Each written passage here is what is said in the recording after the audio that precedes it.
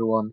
I hope the audio is clear in this because there's a number of things I want to cover in this video, and I hope it uploads with no problems because the last time I tried to upload this, it kind of went kapunk. But there you go. Um, yeah. So first of all, this isn't really connected to the video, but I feel it's worth mentioning. You may have heard the news that there's been a huge disaster in Mecca today. This is Eid, of course. And there's been a crowd stampede during the stoning of the devil ritual. Over 700 people are feared dead, so this is a huge disaster. It's the worst disaster in Mecca in 2 decades since the 1990 stampede left over 1,000 dead. And this comes a few weeks after a crane collapsed, killing about 79 people. So it's quite clear that safety is a major issue at Mecca. I'm not going to point fingers and say the Saudi authorities are directly to blame because I don't know, but clearly when there's such large numbers of people, then safety is going to be a paramount issue. Um, so my thoughts are with all those who've been caught up in this because it's meant to be a happy time, it's meant to be a pilgrimage, and it's turned into tragedy for many people. So that's the first thing. But the main subject of this video that I want to discuss is the migrant refugee crisis. The reason why I'm using both terms is because the media uses both terms, and there isn't really a collective accepted terminology for this. I was speaking to two German guys last night, older German guys in the pub, and they use the term refugee crisis. We were talking about German demographics, and they said that the refugee crisis is going to impact the population of some German cities. Munich, for example, has went up by 10,000 people. So that gives some indication of the sort of implications this is having in Europe. Um, it's been called the European refugee crisis because uh, it's concentrated in European countries. Actually, contrary to popular belief, European countries don't take the most refugees in the world. Unless I'm mistaken, there's internally displaced people in many countries, but there's also countries that already have struggles of their own, um, have a massive refugee population. Countries like Jordan, Turkey, I believe Afghanistan itself has a huge refugee population. Then there's other countries that notably have a very, very, very little refugee intake, such as Russia and China. I'm not going to get too much into that, but it is a noticeable fact. Um, so I want to approach this from several different angles. There's obviously two main themes here, and that is the humanitarian issue and the practical issue. And I want to try and address both. Um, this this is a very, very complex situation, and it's a very pressing situation. Without doubt, it is the news story of 2015. Um, the world, not just Europe, but the world hasn't seen anything like this since World War II. Um, I guess the nearest comparisons would be the refugee crisis after the Rwandan genocide, the refugee crisis following Indian partition, um, maybe after the Bangladesh Liberation War in 1971, but I can't think of anything else comparable, except the immediate aftermath of World War II. Even the Yugoslav wars in the 1990s and both Gulf wars didn't, although they caused major refugee situations, not comparable to this. So it's a very complex situation, and I don't think that we can make sweeping statements about this for that reason. It's even different from country to country, internally speaking. So, for example, there's been a lot made of the fact that there's a very different approach between Hungary and Germany. Germany's kind of getting this reputation as big-hearted Germany, accepting all these refugees, but there's a bit more to it than that. Germany has shown generosity, but I think there's a bit more practical thinking in that policy, in the sense that the German population is in decline. It's currently 80 million. It's scheduled to go down to 65 million within the next few decades. So Berlin is also thinking almost, if you like, from a selfish perspective. No doubt there's individual German people who have shown great generosity, but I don't think it's the case that the German government's entirely thinking from a generous perspective, although the refugees certainly hold up Chancellor Merkel in high regard, understandably. But there is that demographic factor, and the thing about these Syrian refugees is they are often middle class, they're skilled people. So of course Germany's thinking about that, and so are some of the other Nordic countries. Um, I'll come to the British position in a minute, but a quick word about Hungary. There's been a lot of criticism from Brussels against Hungary in its handling of the situation, and the UN has also fiercely criticised Hungary. Um, I've mixed feelings on this because I sort of see both sides. Certainly, some of the images are distressing, seeing riot police um, lay in the crowds with women and children as well, seeing crying children. It's a depressing situation, and it has been pointed out that people focus on, well, Hungary's not a war zone, so they should stay there. It should be the first safe country. But given a choice between Germany or Hungary, if you're a refugee, I think it's quite obvious which country you would choose. Um, the number of tragedies, individual tragedies that have happened this year is heartbreaking. I mean, the image of that little boy on the beach is simply the personification of a much bigger tragedy. So anyone that thinks that these are all economic migrants, frankly, should be ashamed of themselves.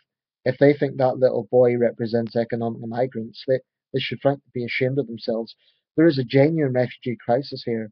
Um, and you know, these are people who are taking desperate measures. Many of them are Syrians, but there's also Libyans, Eritreans, um, and I think there's a lot of misconceptions. One that I would like to tackle, and actually this is something that I've considered. A lot of people say, well, why is it so many young men? You know, why are they not at home fighting ISIS? Well, I considered this point. I admit at first I was a bit wary of that, but what you need to understand is the Syrian civil war is not a conventional war. It's a civil war. It's not like World War II where you largely had standing armies.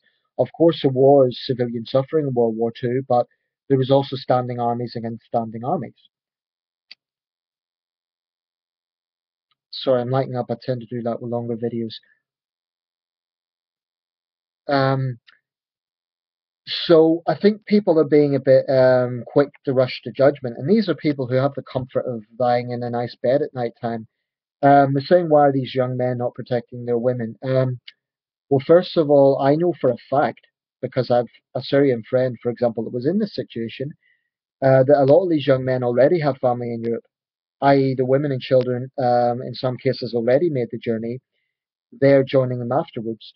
There have been men who were former Free Syrian Army fighters who actually were putting their lives on the line fighting ISIS.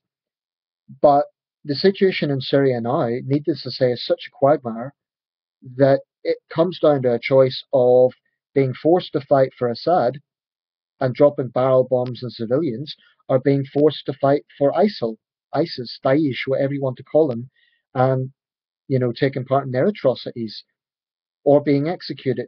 I mean, I think these guys are thinking practically, what can we do? We can't practically stay here. There's another fact, these are not professional soldiers, these are just normal guys like you and me. They're teachers, they're doctors, they're electricians, they're just normal guys. So to expect them to suddenly become professional soldiers, I think, is very unreasonable. I mean, unless you've been in that situation, I don't think you could say that. And I think people are making a mistake by sort of looking at our ancestors and thinking, well, we've got our heroes who fought at the Battle of Britain and so on. And no question they were heroes, but the point is that it was a different type of war. That wasn't a civil war, that was defending against an outside threat.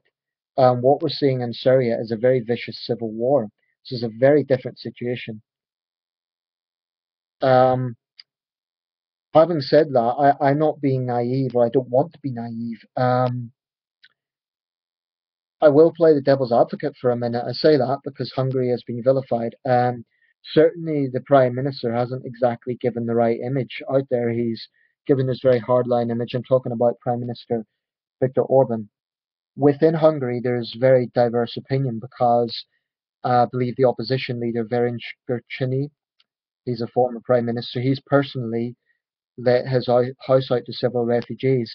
So I think it would be unfair to kind of demonize Hungarians as being all cold-blooded, because individual Hungarian civilians, for example, have tried their level best to give food and so on to the refugees. It is disturbing some of the images we've been seeing at train stations, but I think we also need to look at the whole picture. Certainly, Hungary isn't giving out a good image to the outside world, but there is another very valid point here. There is a refugee crisis, but I think it is reasonable that every country knows who is coming in. And British news networks, to be fair, I think have been quite fair in their coverage because they have put that point to UN spokespeople, for example, and said, well, look, the Hungarians not have a right to know who's coming into their borders. Um, there has been reports that there have been people forging Syrian passports saying that they're Syrians when actually they're economic migrants. Now, I think that it is essential that we don't have this situation where people are just being let in without any checks whatsoever. People should be treated in as humane a way as possible. A lot of the eastern states, there's a big discrepancy here between the way Western European states and Eastern European states have dealt with this.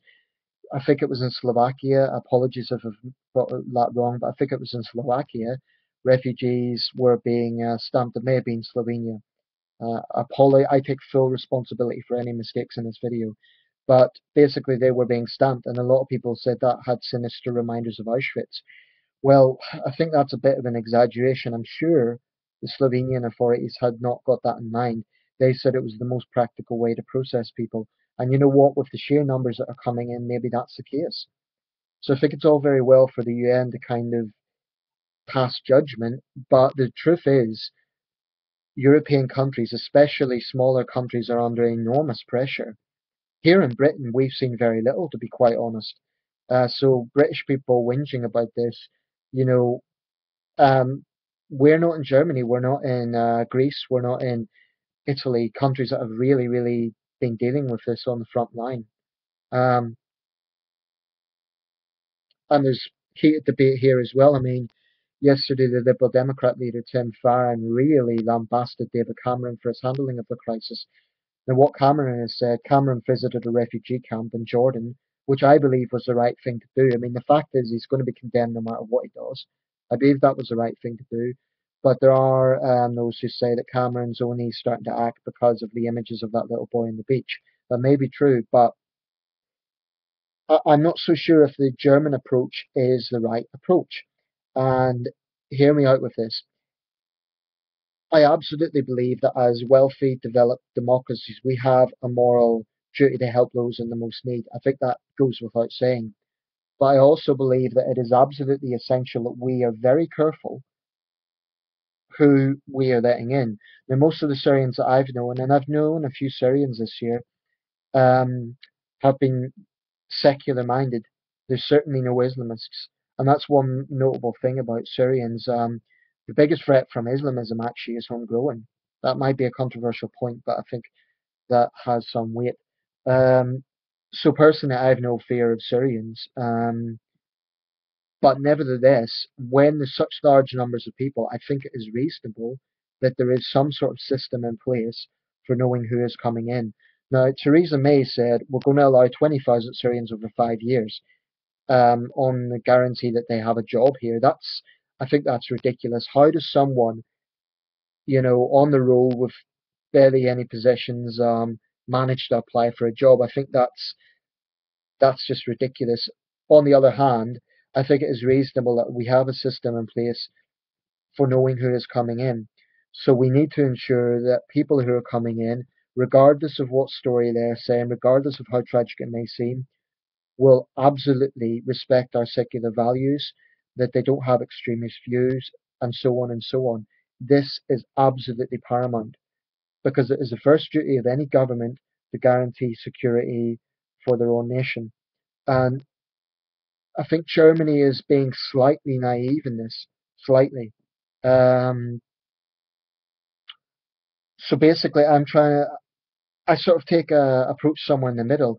I don't agree with those who are saying we should do nothing, and I'm disheartened to see some of the very cold and callous attitudes from some of my fellow Britons, especially since, proportionally speaking, we're taking so few. People say we're full up. Well, that's debatable. It depends which part of the country we're talking about. The southeast probably is full up, but the northeast, for example, is not. Now, that's where I live. I'm telling you for a fact, the number of refugees in this region is very, very low. So I don't believe that we're full up and we can't take any more. Um, a lot of people have raised the point, well, what about our domestic problems, homelessness and so on? I understand where they're coming from because we do have some serious problems, but do they not think that other European states also have those problems? Do they think that there's no homelessness in Italy or Spain? Of course there is. My argument would be that we have the capacity to do both. We have the capacity to help those, our own people, and we should, but we also have the capacity to help those in most dire need coming from war zones and fleeing persecution. Um, it shouldn't be a contradiction of one or the other. I think people are misguided to think that. Um, there's been some talk about, well, why are these refugees? Why do they have smartphones and so on? Well, in some cases, they haven't been immediately fleeing danger, but they're maybe in parts of Syria that are less dangerous. But the truth is, the whole country is volatile. So even areas that are less dangerous, if you were in Syria and you were in an area that wasn't seeing fighting every day, I, I mean, if that was me, I would still want to take my family away. It's just practical. And in terms of bringing smartphones and so on, well, to me, that's just a logical way of keeping in touch. The fact is, many of these people are middle class. There's this stereotype of refugees that they should be sort of huddled in rags. Um, just because these people have smartphones does not mean that they're fraudulent or they're not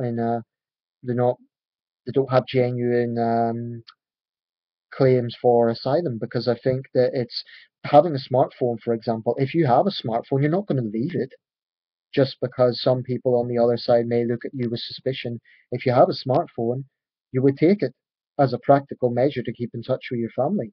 I would. So I think perhaps people are reading too much into that. I would take a more hard line against, for example, any migrants or refugees who are using violence.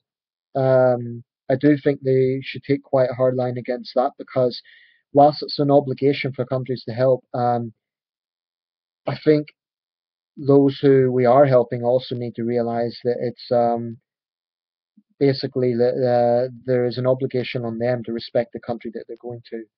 And it's a case of, yes, we have compassion, yes, we will help you, but in return, you must respect us as well, abide by our values, etc., etc. So I don't have a lot of sympathy for those who are attacking, for example, truckers in Dover. I think I covered that before. I'm going to round this video up, but the reality is there really is no easy answers to this. I try to take an objective outlook. I don't want a situation where in generations to come we look back and think we were heartless and turned a blind eye to desperate people, because you have to put yourself in their shoes. If Britain or France or Germany or wherever or the United States was in a state of civil war, you risk your life to go on hazardous ferry crossings, etc. You know, you would want to be treated as a human being. We have to stop talking about these people like numbers. These are human beings. So I do echo what the Pope is saying. I echo what other leaders are saying. We have to have a compassionate approach.